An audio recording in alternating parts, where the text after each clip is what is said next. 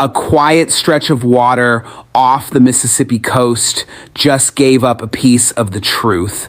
New GPS data and audio from the boat Nolan Wells was on has just been released, and it is already reshaping the timeline of his final hours. If you have been following this case, you already know who Nolan Wells is and what his family has lost.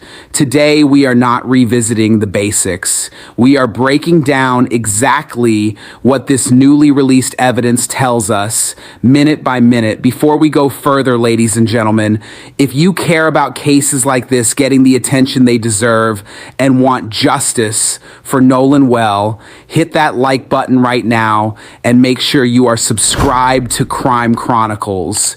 We track every development in this investigation as it happens, and you will not want to miss what comes next. Tonight, new audio shedding light on the moments before some of Nolan Wells' friends left Horn Island off the coast of Mississippi. A mom of one of the friends last week said the group left without Nolan when their boat began malfunctioning. We're sinking. Can you all please come? NBC News has obtained audio as part of a records request that details the group calling for towing assistance. And is everybody on board in good health otherwise? Yeah, everybody's on board. Nolan went to the island in a boat with friends on July 4th. His body was found 2 days later. It's unclear whether Nolan was with anyone when he disappeared. This as the search for answers in the death of 18-year-old Nolan Wells continues. His family's attorneys saying they'll now work side by side with investigators to analyze Nolan's cell phone. So everybody will be able to see at the same time what the cell phone has. Nolan's parents previously said they believe content may have been deleted from the phone. The case will be presented to a Mississippi grand jury once the investigation is complete. The local district attorney telling NBC News that's a standard practice for cases with an unknown cause of death and not an indication that a crime was committed.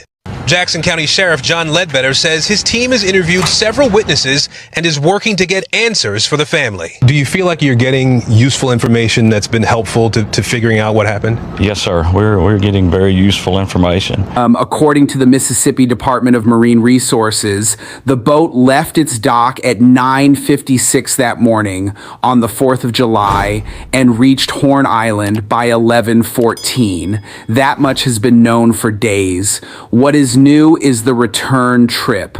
The boat did not leave the island until 4:31 that afternoon, more than an hour after Wells was last seen by his friends at 3 o'clock. Some accounts place his final sighting as late as 4. That 90-minute gap is now the center of this entire case.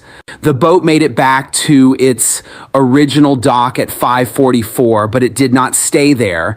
Minutes later, at 5:52, it moved into Fort Bayou, then returned to the dock again at 6:06.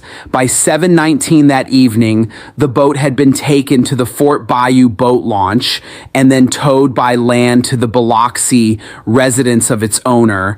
Investigators have not explained the reasoning behind these movements, and that silence is exactly what has kept this case in the national spotlight. Then there is the audio. In a call for help that NBC aired in part, one of the friends can be heard telling responders that the boat itself was taking on water, that it was sinking, but that everyone on board was safe.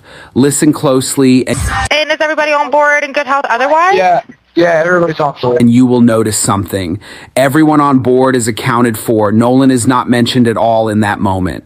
The FBI has now confirmed its role in this investigation, working alongside Jackson County due to Horn Island's status as federal property. Their focus, according to reporting from the Sun Herald, is forensic examination of digital evidence, including cell phone tower data, deleted files, deleted messages, and social media activity tied to everyone who was on that island that day. This kind of digital forensic work often takes weeks, but it has the power to fill in gaps that eyewitness accounts cannot. What this new data does confirm is that whatever happened to Nolan Wells happened on or near Horn Island itself, inside a window investigators are now working to close. Nolan Wells will be laid to rest on July 20th in his hometown of Ocean Springs at Centerpoint Church. This story is far from over, and neither are we. Subscribe to Crime Chronicles now so you never miss an update as new evidence comes in, and turn on notifications so you are the first to know the moment this case breaks wide open.